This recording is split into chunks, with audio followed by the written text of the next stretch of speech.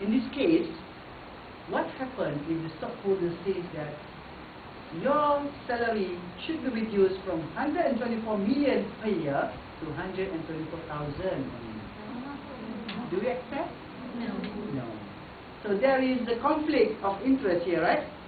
The managers want a higher salary, a higher compensation, but the stockholders want their wealth to be increased. So when there is, actually, there must be a balance of both of the interests. Okay? So basically, managers also concerned with their own personal wealth, job security, fringe benefit, and also lifestyle. Okay? And that's why sometimes conflict of interest arises. Okay? Okay, for example, managers may avoid ways to safeguard their security, personal security and benefits. If you watch the movie, right? If you watch the movie, especially the American movies, it is easy for them, the employers, to say that you are being fired. You are fired, right? You are fired, right? It's very easy for them to say that. What happens if you are being fired here in Malaysia? Is it easy for you to get another job? No. Difficult, right? But over there, I think it's very easy for them to get a job. Right? You can find another job in just a few days. Okay? Especially when you are an expert. Okay. So in order to this is just out of scope. In order to solve the problem of the agency issue, right, of the conflict of interest, there are two mechanisms that we are proposing, which are the market forces and also the agency costs. Okay? The market forces, such as the direct intervention by the stockholders, okay? For example, the stockholders goes to the ground and says to the manager that we want you all to increase our share prices. Okay? They go to the ground, see the manager, see the board of directors, see the CEO, and then they say to them. And also maybe by threat of firing. That's this is the American movie that I fire you. Threat of firing. Okay? So if you cannot perform, then we could fire you. Right?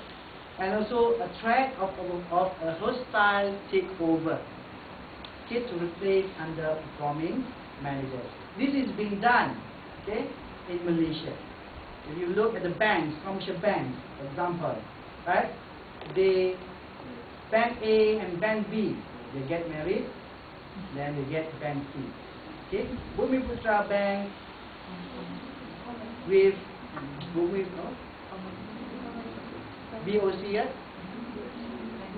you get BCB, right? And a lot of banks are being that we call mergers, right? Mergers.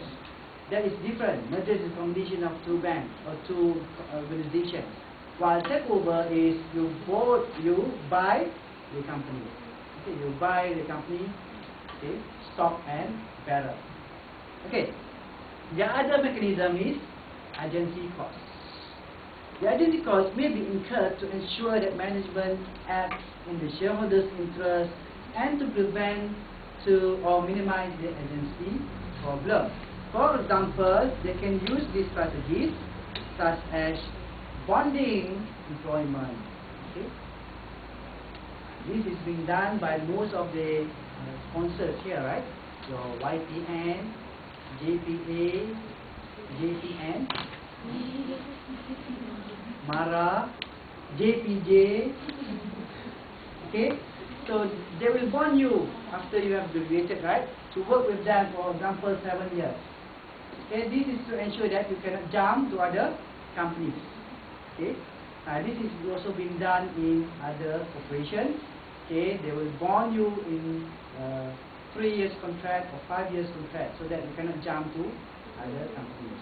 Because sometimes expertise cannot be get anywhere in the market. Okay? Especially the experts. And they cannot be just choose anybody and then put it under to become a financial manager or treasurer or corporate issues manager. You have to find the experts. Okay. This is one thing. The other method is by employing or hiring external parties. Okay, for example, internal auditors and also external auditors. Okay, mostly it is being done by the internal auditors because internal auditors also audit the policy, procedures, and also rules of the company. Okay, it does not only audit the accounts, but it also they also audit policies, procedures, and rules, and also regulations of the corporation or company. Right? The other method is using compensation, okay, such as the performance bonus and also ESOPs. Performance bonus is actually the bonus which is being given to employees when they perform excellently. For example, if you are getting a rate, if they give you a rating 1 to 5, if you get a rating of 5, you might get a 1 month bonus. Okay, but if you get a rating of 4, you might get only 80% of the 1 month bonus. If you get a rating of 3, then you might get only how many percent? 60% of the 1 month bonus that have been offered to the employees. This is based on your performance. If you do not perform, you do not get bonus. So why this could solve the problem? Because when all of the employees will try to perform, or because they are the incentive of getting bonus, so they are working toward improving the company, right? So when they are working toward improving the company, automatically they are working towards maximizing the share prices. When the share prices increase, they are going also increasing the wealth of the stockholders or the shareholders. ESOS also the same. ESOS is actually share being offered to employees. Shares being offered to employees. For example, if you are working in TNB or telecom, okay, sometimes the company offer the employees a certain number of shares, okay, to be bought by the employees. So when the employees get the shares, okay, so the employees actually become the owner of the corporation. So in this case, when they have the shares with them, okay, for example, they bought it at the price of 10 ringgit per share, what do you normally employees will do?